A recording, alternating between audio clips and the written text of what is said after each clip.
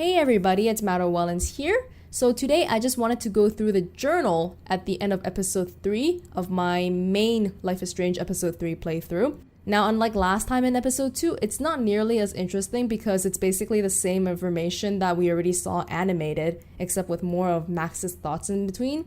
No new scenes or anything like that as far as I can tell, but hey, why not read it anyway, right? I do want to mention that I have the journal open right now in Chloe's house 5 years ago, because as far as I can tell, it's actually not possible to open the journal when we go back to the quote-quote present. So it's not going to include any thoughts on Max jumping through the photo. We'll have to wait until the next episode comes out for that. Anyways, feel free to pause this video, skip through the video, do whatever you want. I'm going to read through the entire thing. October 9th. Dear Diary, I have the power to rewind time, and I ended up on a rooftop trying to stop my friend from jumping off while trying to prevent the possible destruction of my hometown. I fell asleep at my desk and woke up reaching out to rewind or grab Kate. I remember when my journal entries were about which anime character I wanted to be, or my dreams of being a respected globe-hopping photographer, or what me and Chloe would be doing when we were finally adults. At least we know how that turned out so far. Chloe is determined to get to the bottom of what's going on, so I've been playing What Would Chloe Do? Which means blowing off my Blackwell homework to research everything I can on Kate Marsh, Rachel Amber, and the esteemed Prescotts. It would be too easy peasy if they were all connected, but at this point, I think the whole town of Arcadia Bay is connected to this crazy shit. I can already see the story on the National Geographic Channel, Mystic, Scientific, or Apocalyptic, the Arcadia Bay tornado. Speaking of fear, I still think about Kate and the sadness in her eyes on that roof. I'm so grateful she's alive. I love seeing the students at Blackwell show their support for her with gifts and flowers. Finally. At least I feel better now that Nathan is suspended. It's good he's off campus for a few days. I hope. And like I give a shit if the Prescott family sends a team of lawyers after me. Please. I doubt their tentacles reach into the rest of Oregon. Not yet, anyway. Leave it to Chloe to make me sneak out past curfew and demand I meet her in the front of the main building in the dead of night. I knew Chloe would be all over investigating the campus after what happened to Kate here. This just makes Chloe more desperate to find out what happened to Rachel, if anything. It's funny that even though I think I can just rewind myself out of trouble, I'm in more trouble now than ever before in my life. If this was a Twilight Zone story, I'd be getting set up for some serious irony. Like I'm gonna rewind myself out of existence or something. Now I want to make a note here that I don't like that they said that. This is a game, and every single piece of dialogue has a purpose and intention. And I think we can all tell that this game does a lot of foreshadowing with the whole handicap thing. Oh, and I also don't like how Chloe keeps mentioning that she'll never leave Max, and the other way around too, because you can tell that something like that is gonna happen sooner or later. But anyways, I don't like this line. It might be a foreshadowing. Can I honestly say that I'll have this ability for the rest of my life? Are the tornado, the snow, and that eclipse just hallucinations, or are they genuine prophecy? More importantly, is this a curse or a blessing? Chloe is alive and by my side, and that has to be a miracle, which means there must be a way to stop my vision from coming true, right? So yes, I broke curfew to hook up with Chloe. What? Is that... Can you use a phrase hookup like that? That's a very interesting choice of words here. She said she had something to show me. Looks like it's time for some serious detective work. Enter the Blackwell ninjas. Look at how talented of an artist Max is. As I stealthily made my way out of the hall, I passed by Kate's door and saw all the nice messages from other students. Too bad most of Blackwell didn't care when they passed around the video and bullied her to that roof. Everybody always cares when it's too late. At least Kate will see that people are on her side. Finally. I hope I can visit her when all this blows over.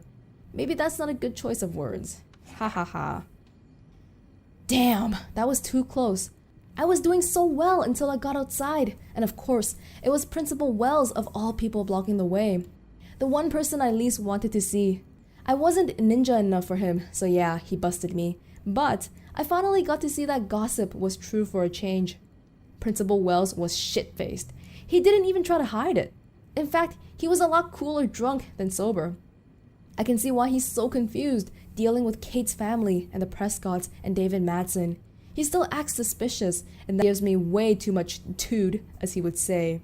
Nobody says that seriously. But I can see that he's under a lot of pressure.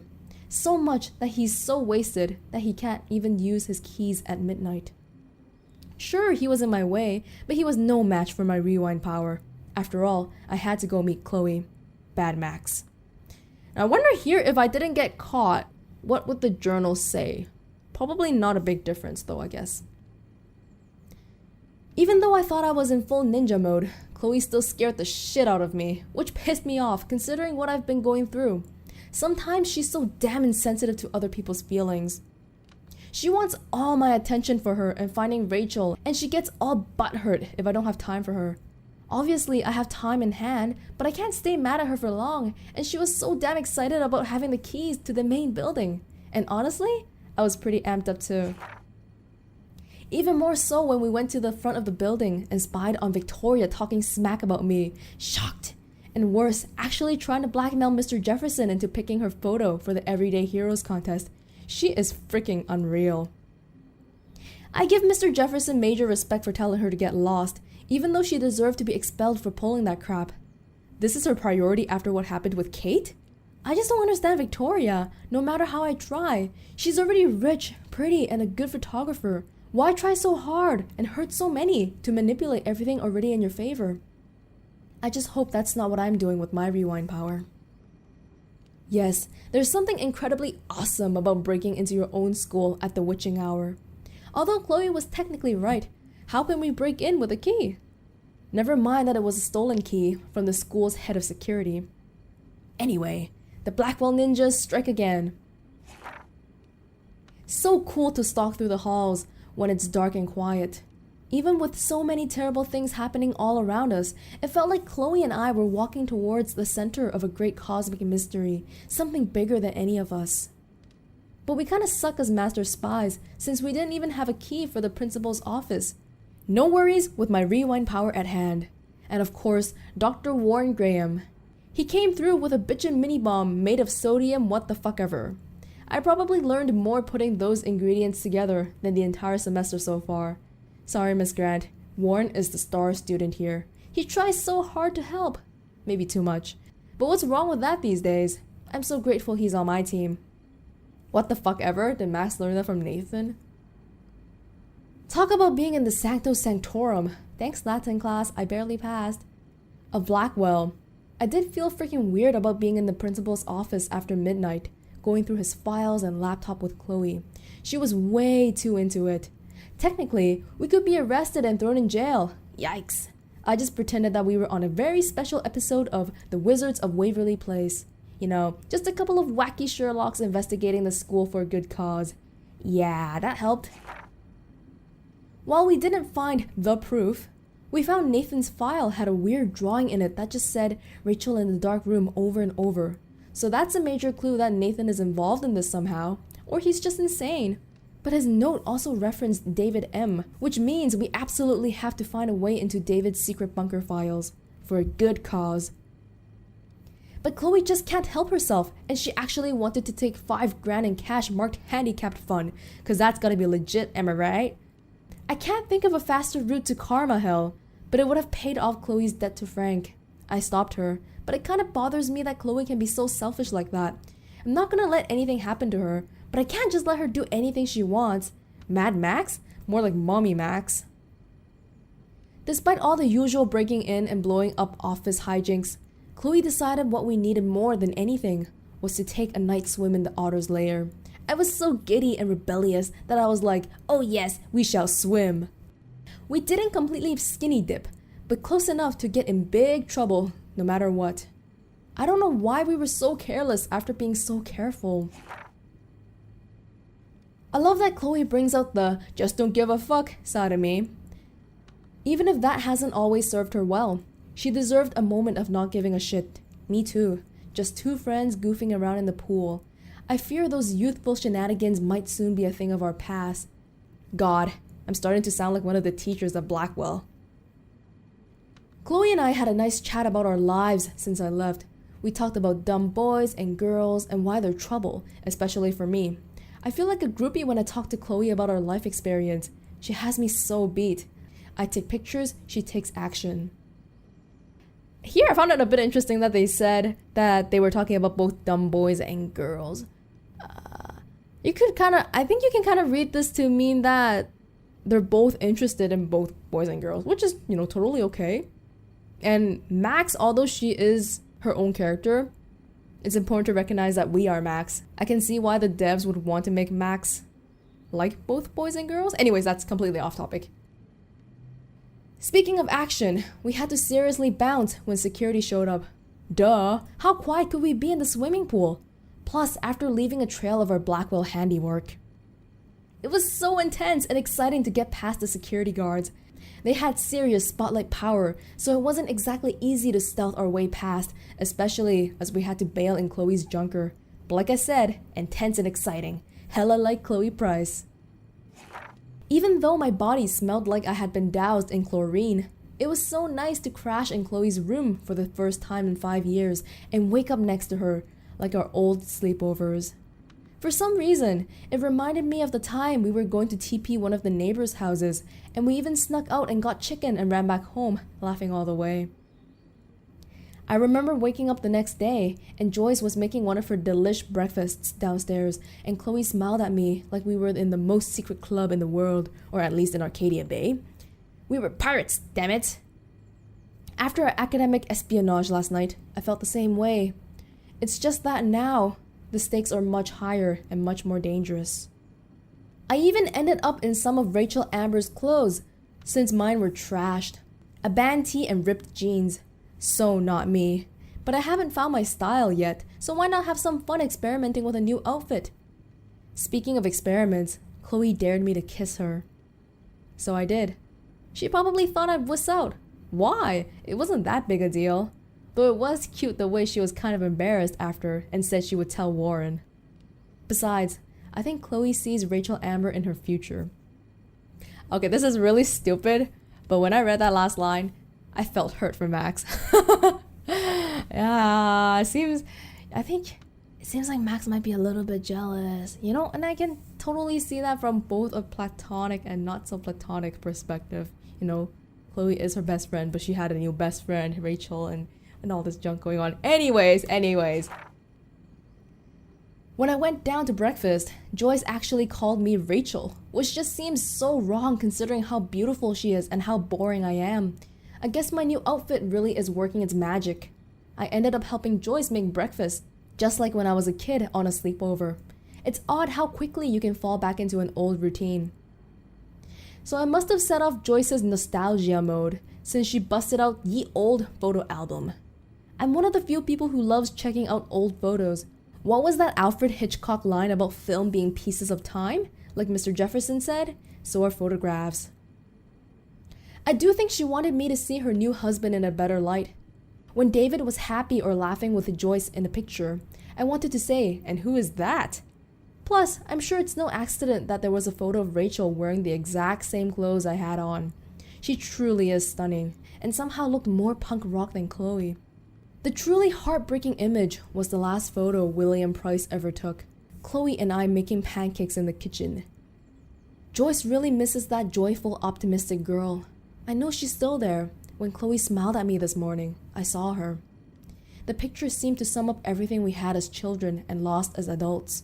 Whatever being an adult means.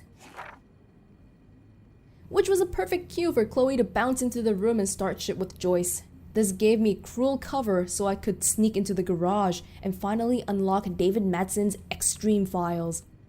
So today, I finally found out what was in David's secret files, and I admit, I expected it to be worse. I'm relieved that it wasn't, so maybe I'm going easier on him than I should. No surprise that he had detailed files on Kate and Rachel, listing their whereabouts along with surveillance pics. David isn't off my shit list yet, but he's a damn good investigator, I'll give him that. It's clear that Frank and Rachel had some kind of relationship, and I don't think Chloe is going to be very happy to hear that. She needs to start waking up. We all do. When David came home, things escalated quickly. He looked more upset than usual, but shrugged when he saw me wearing Rachel's clothes. He was so on edge. Maybe I'll never get to see the David that Joyce loves so much. She and Chloe really let him have it though. This was the first time I saw them bond since we were kids. Suddenly, I couldn't take it anymore either, and I kind of blew up. It was like a torrent that felt awesome. I've been wanting to rip into David like that myself for a long time. For all of 3 days. I figured worst case scenario, hello rewind power. But I wanted Joyce to know the depth of his weird paranoia. She looked so sad and angry when I told her about the photos of Rachel and Kate, not to mention the home surveillance. Joyce kicked his ass out of the house, to Chloe's glee. Despite David's evidence and the bracelet, Chloe refused to believe Rachel was involved with Frank. This is a part of Chloe I don't like much. She gets so damn petulant if she doesn't get her way, or if she hears something she doesn't like. Serious denial. I get why, but that doesn't make dealing with it any easier. So I threw my hands up and suggested we check out Frank's RV. I knew that would piss Chloe off, and she would do anything to find out what kind of relationship he had with Rachel. But first, we had to get the damn keys to the RV, which meant going into the Two Whales diner and bouncing like a rewind pinball between Frank, Nathan Prescott, and Officer Barry and fucking with all of them. I'm still dizzy thinking about how I pulled it off. Yay for Max. Sometimes I feel like I'm just cheating at life. The first thing we had to do was get Frank's scary dog out of the RV. So we did the classic cartoon, give a dog a bone routine, and Cujo became Scooby-Doo just like that. Frank's RV was pretty much what I expected, drug dealer trash chic. But it wasn't a serial killer as I feared. We ransacked the place and found what Chloe didn't want us to find. I'm sorry Chloe had to see the pictures of Rachel posing for Frank, even if she did care about him. To her, it's just another betrayal, just another loved one dumping on her. Everybody she ever loved, she lost one way or another. Only I came back from the past. For what? To make Chloe's life more painful? I just wish I could use my rewind power to go all the way back to the days when we were covered in pancake flour. Life was simple. I found Chloe's gun, or should I say David's gun, and reluctantly gave it back to her. I honestly don't feel that she's any safer with it, especially considering how stupid she acts with it. But I definitely don't want Frank coming after Chloe with her own weapon. And that's unfortunately the end, and I just want to point out really quickly, so this is Max's journal, right? So sometimes she draws, sometimes she puts photos here. Why the hell did she choose to pick one where Rachel Amber is hardly even clothed? Like, what? I don't know why, but yeah, we're ending off here. Like I said, no information on Max traveling back 5 years, as well as the alternate timeline present. So in the beginning of episode 4, I better remember to look at the journal the first thing, because I want to look at it to begin with, not at the very end. If anyone notices any more interesting details in the journal, please do share. I think sometimes even very short sentences can reveal a lot about a character's thoughts, so please do share anything you find interesting. And with that being said, we're going to end off here, and I will see you all in another place and another time.